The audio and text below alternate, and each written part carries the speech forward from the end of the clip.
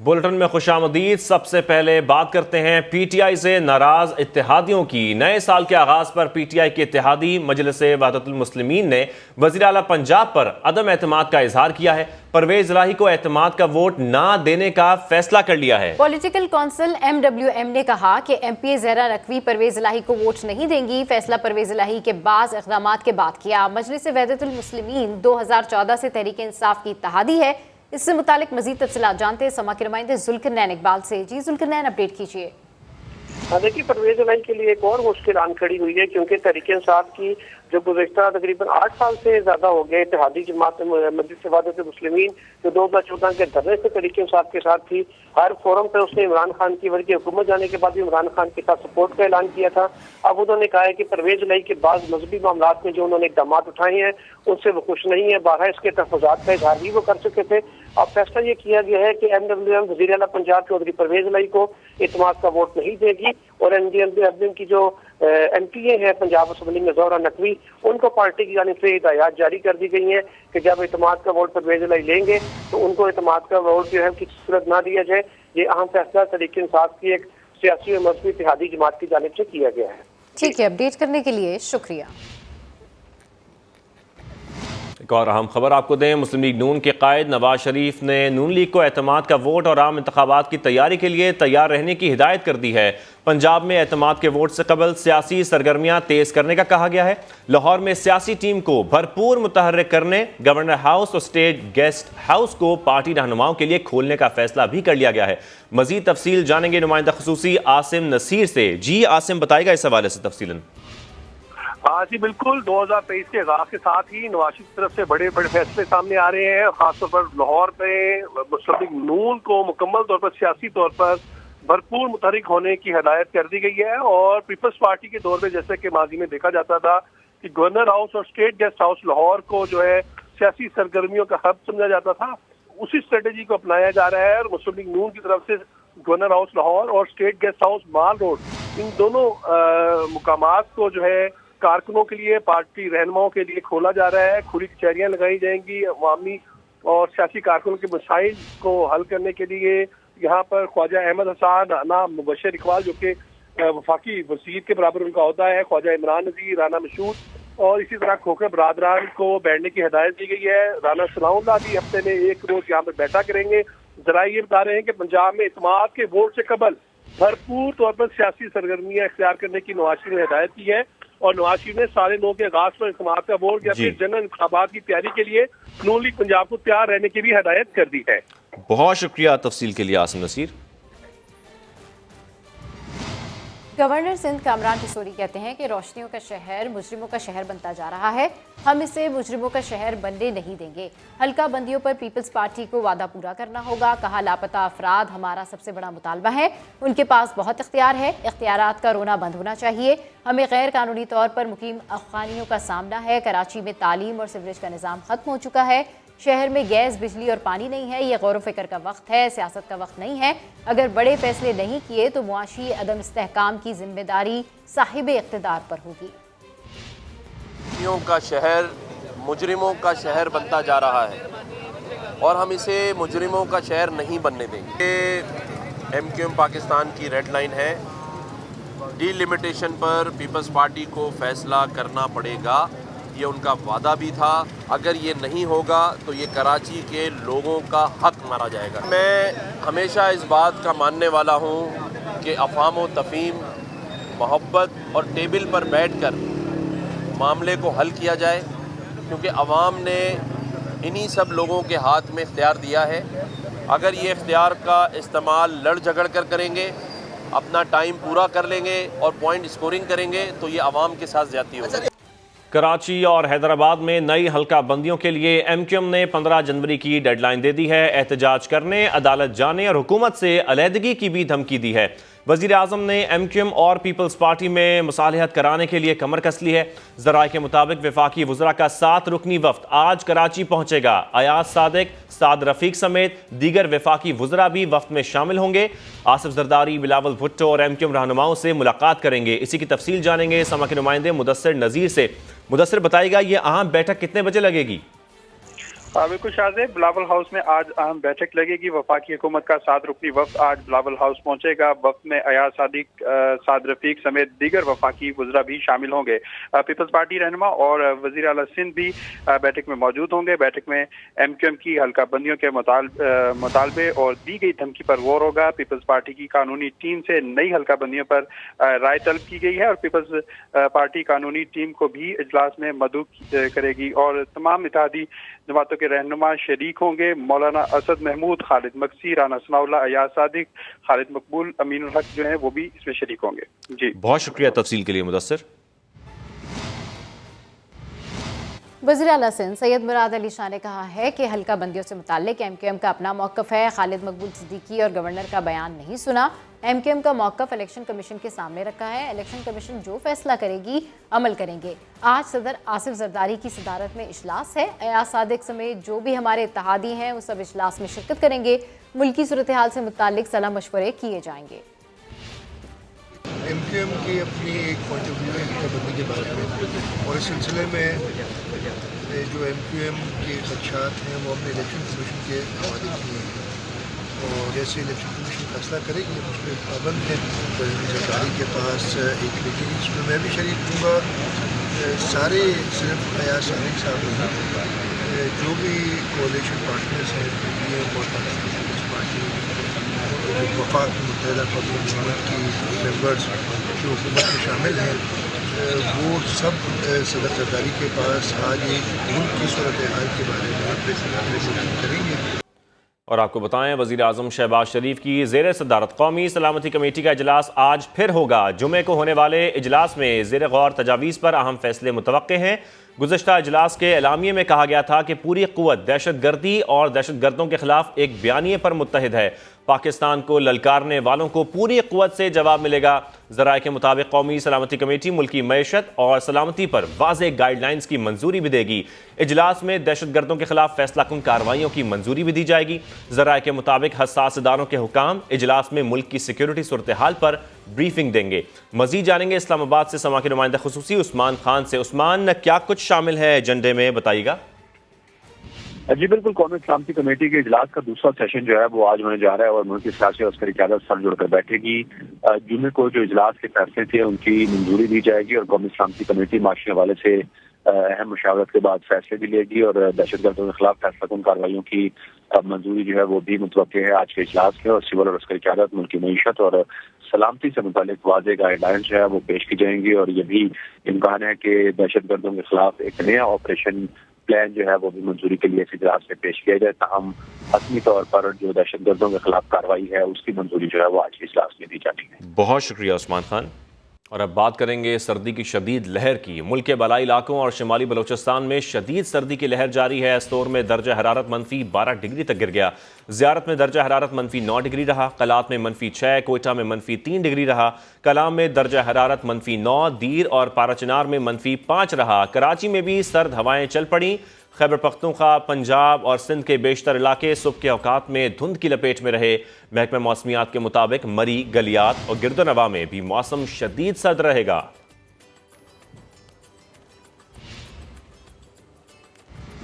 कराची समेत सिंध भर में मौसम सरमा की तातीलात खत्म होने के बाद सरकारी और निजी स्कूल खुल गए हैं। स्कूल्स में 50% ही बच्चे आ सके। अक्सर बच्चों ने पहले दिन छुट्टी की। बच्चों और टीचर्स का स्कूल वापस आने पर क्या कहना था, आइए देखते हैं। हो रही है, रिजल्ट देने के बाद मिलनी चाहिए थी छुट्टी। अभी स्कूल आना पड़ेगा। फिर मैं बहुत अच्छा फील कर रहा हूँ। मेरा स्कूल बहुत अच्छा है। स्कूल में आके बहुत अच्छा कर रहा हूँ। हम वहाँ गए थे पंजाब में बहुत इंजॉय करा हमने। जी बढ़नी चाहिए थी थोड़ी बहुत। सर्दियाँ हैं ना, बच्चे बीमार होंगे हम लोग। पढ़ाई बस छुट्टियाँ ज़्यादा नहीं इतनी होनी चाहिए, पढ़ाई होनी चाहिए जी। बात छुट्टियाँ पढ़नी चाहिए। अभी इतनी सी पढ़ी है, लोग बोले छुट्टियाँ नहीं पढ़े। सर्दियों की छुट्टी के बाद विंटर वेकेशन के बच्चे आ जाए। अटेंडेंस बहुत ज़्यादा शॉर्ट है इनकी। कोई तबाक की बात है कि अनफॉर्चुनेटली आज जो है ना ठंडक भी कुछ ज़्यादा पड़ गई। इसकी वजह से अटेंडेंस बहुत ज़्यादा कम है। अबाउट तकरीबन 50% जो है ना उनकी अटेंडेंस है।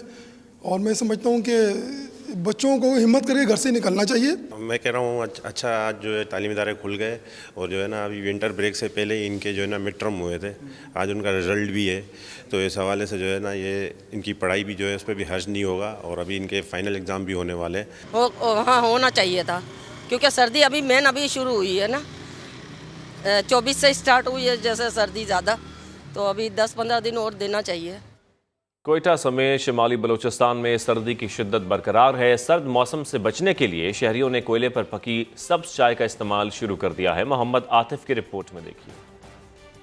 बलूचिस्तान के शमाली इलाकों में सर्दी की शिद्दत बरकरार है। महकमे मौसमियात के मुताबिक ज़ियारत -9, कलात -6 और कोयटा में कम से कम दर्जा हरारत -3 डिग्री सेंटीग्रेड रिकॉर्ड किया गया। शदीद सर्दी के बायस मुख्तलिफ इलाकों में खड़ा पानी भी जम गया, जबकि शहरियों के मसाइल में भी इजाफा होता जा रहा है। कारोबारी नहीं है, लोग सारे यहाँ से चले गए गर्म इलाकों की तरफ, पंजाब सिंह की तरफ वहाँ पर चले गए हैं, तो हमारा शहर इस दिनों में खाली है, तो लिहाजा हम लोग बस क्या करें, यहाँ पर हम लोग का रोज़गार है, ज़िंदगी है।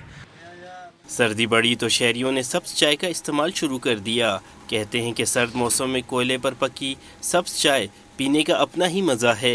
सबसे सर्दी में अच्छा है, इंसान को ठंड नहीं लगता है, मज़ा भी करता है, कोयला वाला चाहिए। हमको मज़ा देता है सबस का वच्चे दिन का जो 10-15 अचानक पीता है। महकमे मौसमियात ने आइंदा 24 घंटों के दौरान सर्दी की शिद्दत में इजाफे और मौसम खुश्क रहने की पेशेनगोई की है। कैमरामैन अब्दुल वहीद के साथ मोहम्मद आतिफ समा, कोयटा। गवर्नर सिंध लाहौर के रिवायती नाश्तों के शौकीन निकले। मुजंग के मशहूर सिरिपाई की दुकान से खद, मगज़, सिरिपाई और लस्सी को साल का पहला नाश्ता करार दिया। कामरान टिसोरी मुजंग की कदीम सिरिपाई की दुकान पर नाश्ते के लिए जा पहुंचे। उन्होंने सिरिपाई और दीगर रिवायती नाश्ते की डिशेस से खूब लुत्फ उठाया। कामरान टिसोरी का कहना था कि वो लाहौरी नाश्ते को बहुत पसंद करते हैं। साल 2023 का पहला नाश्ता लाहौर में किया जो बहुत ही लजीज था। इस्लामाबाद हाई कोर्ट ने मुतनाज़ ट्वीट केस में आज़म सवाती की दरख्वास्त जमानत पर फैसला महफूज कर लिया है। मुलजिम ने चीफ जस्टिस आमिर फारूक पर अदम एतमाद का खत लिखा। अदालत ने इस मामले पर लार्जर बेंच बनाने का हुक्म दिया तो मुलजिम के बेटे ने खत वापस ले लिया। इस पर चीफ जस्टिस ने लार्जर बेंच तश्कील देने का फैसला भी मुलतवी कर दिया। FIA हुक्काम ने अदालत को बताया आज़म स्वाति के खिलाफ चालान 24 दिसंबर को अदालत में पेश किया गया। मुलजिम ने अपना ट्विटर अकाउंट अभी तक सरेंडर नहीं किया। अदालत ने FIA हुक्काम को हिदायत की कि वो ट्रायल मुकम्मल करवाएं।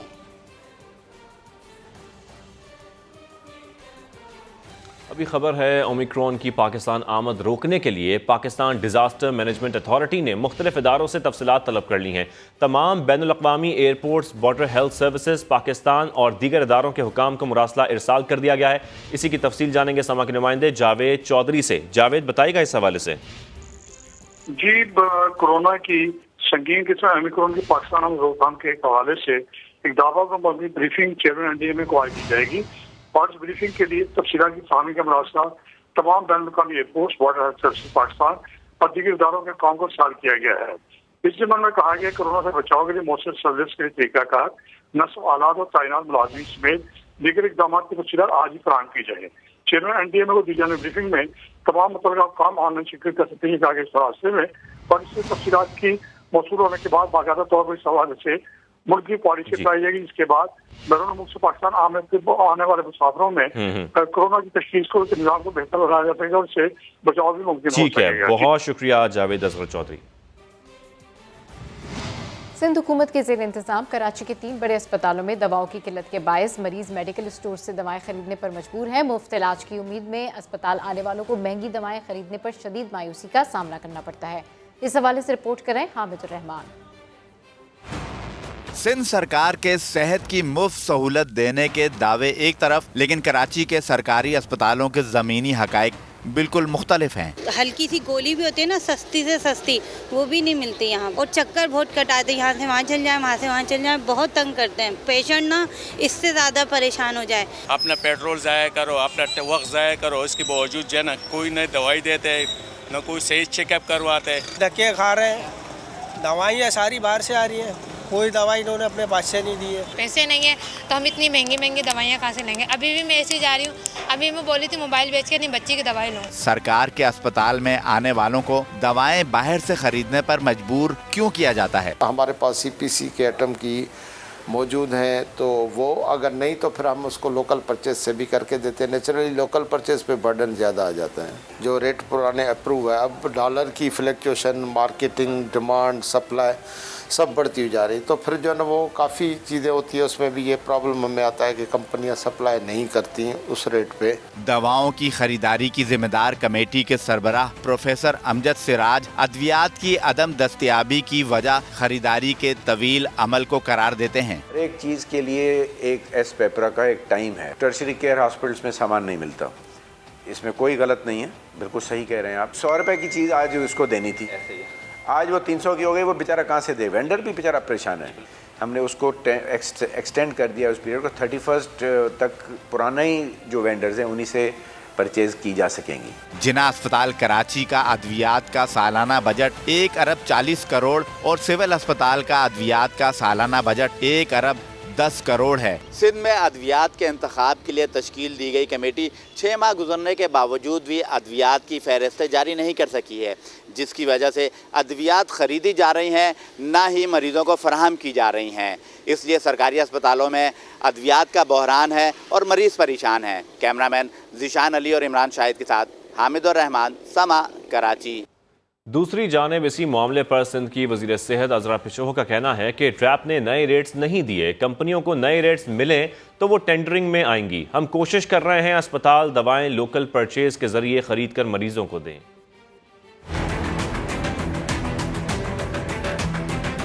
प्रॉब्लम वही है और आप सही कह रहे हैं कि ड्रैप ने अभी न्यू रेट्स निकालने हैं और इस वजह से टेंडरिंग के प्रोसेस में लोग आते नहीं हैं।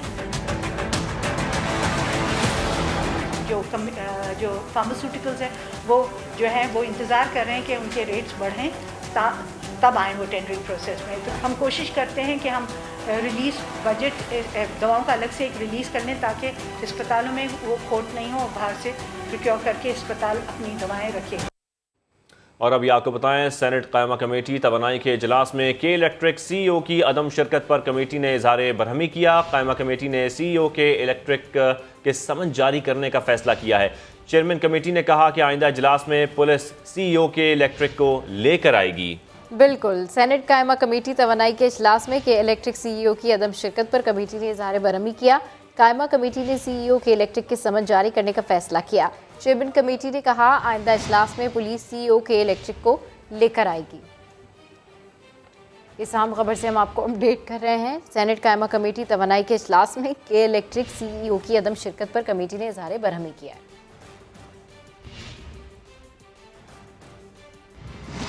आगे बढ़े और आपको बताएं, पंजाब में बुरेवाला में सस्ता आटा हासिल करने के लिए शहरी सुबह सवेरे कतार में लगकर ख्वार होने लगे। किसी को आटा मिलता है तो कोई खाली हाथ लौट जाता है। देखते हैं चौधरी असगर अली की रिपोर्ट।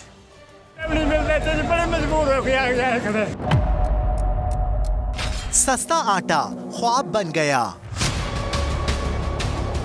बूरेवाला में सस्ते आटे के हुसूल के लिए शहरी तवील कतारों में लगे, मगर आटा फिर भी नसीब ना हुआ।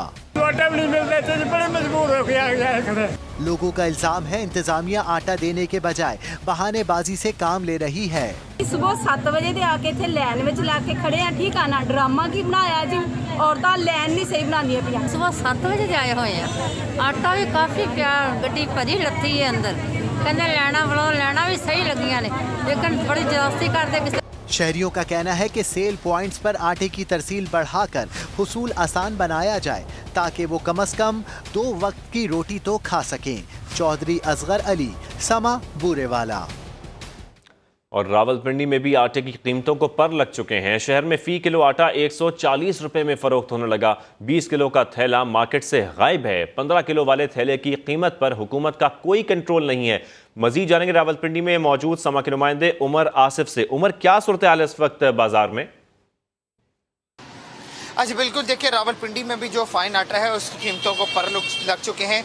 मेरे साथ इस टाइम एक आटे के डीलर मौजूद हैं, उनसे जानते हैं कि फिल वक्त आटे की क्या सूरत हाल है। इस वक्त आटे की कीमत इन 60 दिनों के अंदर बहुत तेज़ी से बढ़ी है।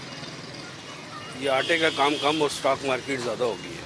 और जो गवर्नमेंट का खाता है वो 650 रुपये का है और जो स्पेशल आटा है वो तकरीबन 15 किलो का बैग आज 1980 और 2000 के लगभग में है। 20 किलो तो गवर्नमेंट ने ज़रा उसके ऊपर पाबंदी लगाई हुई है क्योंकि वो ज़्यादातर ये पैकेज वाला आटा बिक रहा है। जो आटे की कीमतें हैं वो बढ़ चुकी हैं और 20 किलो वाला जो आटे का थैला है वो इस टाइम मार्केट में मौजूद नहीं, जबकि जो गवर्नमेंट की जानिब से सब्सिडाइज आटा दिया जा रहा था वो भी जो दुकानदार हैं उनको 20-25 तोड़े दिए जाते हैं, इससे ज़्यादा नहीं। आटे की कीमत जो है वो दिन ब दिन इस तरह बढ़ रही है दुकान यहाँ पर मौजूदों के मुताबिक जैसे कि स्टॉक एक्सचेंज की सूरत हाल हो। जी, अपडेट करने के लिए शुक्रिया। कोयटा में शदीद सर्दी में शहरियों को सुई गैस की किल्लत और गैस के दबाव में कमी के मसाइल का सामना है। इस वक्त गैस के दफ्तर के बाहर मौजूद हैं मोहम्मद आतिफ, उनसे मजीद तफसीलात जानते हैं। जी, अपडेट कीजिए। जी बिल्कुल, कोयटा शहर में सर्दी इस वक्त अपने जौवन पर है और तकरीबन -3 डिग्री सेंटीग्रेड तक जो है वो पारा पहुंचा हुआ है। सर्द मौसम, शहरियों का गिला यही है कि जैसे ही सर्दी का मौसम शुरू होता है यहाँ से गैस जो है वो गायब हो जाती है। इस वक्त मैं गैस दफ्तर के बाहर मौजूद हूँ जहाँ बड़ी तादाद में सार्फिन यहाँ गैस दफ्तर में आ रहे हैं अपनी शिकायत दर्ज करवाने के लिए। गैस का मसला तो पहले तो ये था कि सर्दी आता था गैस नहीं होता था, अभी तो सर्दी से पहले यानी 1.5 महीना हो गया, पहले प्रेशर तो छोड़ो गैस है नहीं। अभी हम दफ्तरों का चक्कर लगा रहे हैं, आज आ जाओ कल आ जाओ, मगर अभी तक कोई सुनवाई नहीं हुई हमें। शहरियों का यही मुतालबा है कि सर्द मौसम में गैस इंतजामिया इनके मसले को हल करे ताकि वो सुख का सांस ले सके। उम्मीदें, नए साल का पहला कारोबारी दिन पाकिस्तान स्टॉक एक्सचेंज के लिए अच्छा साबित हुआ। स्टॉक मार्केट में तेजी देखी जा रही है। 100 इंडेक्स 400 पॉइंट्स बढ़कर 40,838 पॉइंट्स पर पहुंच गया है। मजीद जानते हैं रिजवान आलम से। जी, अपडेट कीजिए रिजवान। जी देखिए, साल का जब इख्तिताम हो रहा था तो हमने देखा था कि आखिरी 2 कारोबारी रोज स्टॉक मार्केट में एक अच्छी रैली बनी थी। उसी रैली को आज कंटिन्यू करते हुए हम देख रहे हैं स्टॉक मार्केट में। आज स्टॉक मार्केट में मजबूत रुझान है। सुबह से ही एक मौके पर 100 इंडेक्स जो है वो 484 पॉइंट्स बढ़कर जो है वो 40,900 की हद पर भी पहुंच गया था, लेकिन उसके बाद थोड़ी सेलिंग प्रेशर देखा गया मार्केट में। जहां मार्केट में खरीदारी देखी जा रही है वहीं मुनाफे के उसूल के फरोख का दबाव भी साथ साथ जारी है। पीपीएल और OGDCL ऑयल सेक्टर के जो शेयर है उनमें खरीदारी की वजह से जो है हम देख रहे हैं कि स्टॉक मार्केट में सूरत हाल मजबूत है। जी ठीक है, अपडेट करने के लिए शुक्रिया। पेशावर के चपली कबाब जायके के एतबार से दुनिया भर में मशहूर है, लेकिन सरगोदा वालों का दावा है कि जो उनके हाथ के चपली कबाब खाए वो पेशावर को भूल जाए। ऐसी क्या खास बात है इसमें, बता रहे हैं नदीम खान अपनी इस रिपोर्ट में। सरगोधा में ऐसे मज़ेदार चपली कबाब मिलते हैं कि लोग पेशावरी कबाबों का जायका भी भूल जाते हैं। सिटी रोड पर वाक़ इस होटल पर हर वक्त लोगों की भीड़ लगी रहती है। ये बहुत पुरानी बिल्डिंग है, तकरीबन 45-40 साल से चल रही है। तो अभी दोस्तों के साथ हम आए हैं, इधर खाएंगे, एंजॉय करेंगे। सरगोधा के गिरदनवा से लोग इधर से खाने के लिए आते हैं, बहुत दूर दूर से। आप भी आए, इंशाल्लाह आपको भी बहुत मज़ा आएगा। ये चपली कबाब साफ सुथरे कीमे और दीगर मसाला जात से तैयार किए जाते हैं और इनकी कीमत भी मुनासिब होती है। 45 साल से हम इधर ये काम कर रहे हैं। हमारे दादाजी ने ये काम शुरू किया, फिर हमारे वालिद साहब आए, अब हम तीसरी पीढ़ी यहाँ पे काम कर रहे हैं। हमारे बिल्कुल देसी मसाला जात होते हैं, उनसे तैयार किए जाते हैं। सरगोधा के इन चपली कबाबों के हवाले से शहरियों का कहना है कि इन्हें खाकर पेशावर की नमक मंडी का जायका याद आ जाता है। नदीम खान, समा, सरगोधा। जंग में तलबा को घुड़सवारी और नेज़ाबाजी सिखाने के लिए सुल्तान बाहू हॉर्स राइडिंग स्कूल का आगाज हो गया है। रिपोर्ट कर रहे हैं अरशद खान। घुड़सवारी और नेज़ाबाजी सकाफत का ये जुज झंग की सरजमीन पर आज भी जिंदा है। इस सिलसिले को आगे बढ़ाने के लिए मुल्क के पहले हॉर्स राइडिंग स्कूल का कयाम अमल में आया है। ये सुल्तान बाहू हॉर्स राइडिंग स्कूल का आज इफ्तिताह हुआ है जी। तो ये बेसिकली बच्चों की तालीम के साथ साथ उनकी ज़हनी नशोनुमा के लिए हॉर्स राइडिंग की जो फैसिलिटी है उसको भी हम जनाब कॉलेज में इंट्रोड्यूस करवाया है। मेहमान खुसूसी साहबजादा सुल्तान मोहम्मद अली ने झंग में हॉर्स राइडिंग के कयाम को खुशाइन करार दिया। आज का ये जो माशाल्लाह ये आगाज़ है उस रास्ते की तरफ, ये संगे बुनियाद है पहला, जो कि हमारे जंग का जो टैलेंट है उसको हॉर्स राइडिंग इक्वेस्ट्रियन स्पोर्ट्स के अंदर नेशनल और इंटरनेशनल लेवल के ऊपर लेके जाएगा। कॉलेज के तलबा ने तकरीब के इख्तिताम पर नेज़ाबाजी और घुड़सवारी में भरपूर हिस्सा लिया और हाजरीन से दाद समेटी। मोहम्मद अरशद खान, समा, झंग। बाग़ जिना को पाकिस्तान के बागात का ताज कहा जाता है। यहाँ मौजूद दरख्तों में एक दरख्त इतना कदीम है कि जवानी से बुढ़ापे में आया तो ये कदावर दरख्त अपने कदमों पर खड़ा ना हो पाया। ऐसे में ज़मीन पर बिछकर अपनी बाकी ज़िंदगी गुजार रहा है। लाहौर से रिपोर्ट कर रहे हैं आयशा का। आज मैं आपको एक ऐसा परदेसी दरख्त दिखाने जा रही हूँ जिसने इस बाग की मोहब्बत में 2.5 सदियाँ यहीं गुजार दी। ये दरख्त कौन सा है और इसका असल वतन कौन सा है? बाग-ए-जना एक हिस्टोरिकल बाग है जो मलका बरतानिया की ख्वाहिश पर 1862 में मार्ज़ वजूद में आया था। इसका नाम सैकस रैम्फी है और ये माइग्रेटेड पौधा है। इसका असल देश ऑस्ट्रेलिया है, यहाँ से ये माइग्रेट हुआ है। मलका बरतानिया की ख्वाहिश पर यहाँ के हार्टिकल्चरिस्ट ने ये डिज़ाइन एक बनाया, तो उस वक्त उन्होंने सजेस्ट किया कि फ़लाँ स्पीशीज़ जो है ना, जो कि क्यू गार्डन से रिलेटेड थी, उसको इधर लॉरेंस गार्डन में शिफ्ट किया जाए।